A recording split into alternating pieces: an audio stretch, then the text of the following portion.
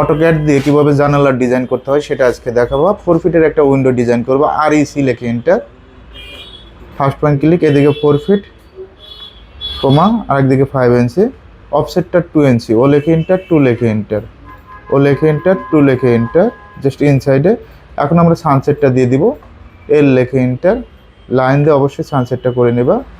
এদিকে 6, এদিকে 6, box sunset,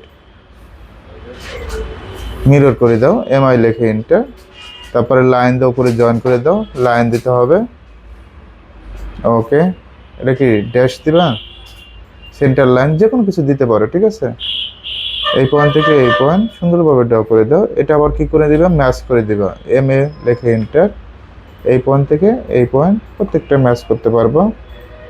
এখন এই ডটেরটা আমরা যদি চাই যে এটা বৃদ্ধি করবো অথবা কমাবো, সেটা কীভাবে, LTS লেখে এন্টার, তারপর 5 লেখে এন্টার, 5। ওকে, এখন যদি অন দিতে বলি, অন পারবো না, LTS লেখে এন্টার, অন লেখে এন্টার দাও তো, অন লেখে এন্টার। দেখছো স্পেস কিন্তু অনেক কমে গেছে, তাই না?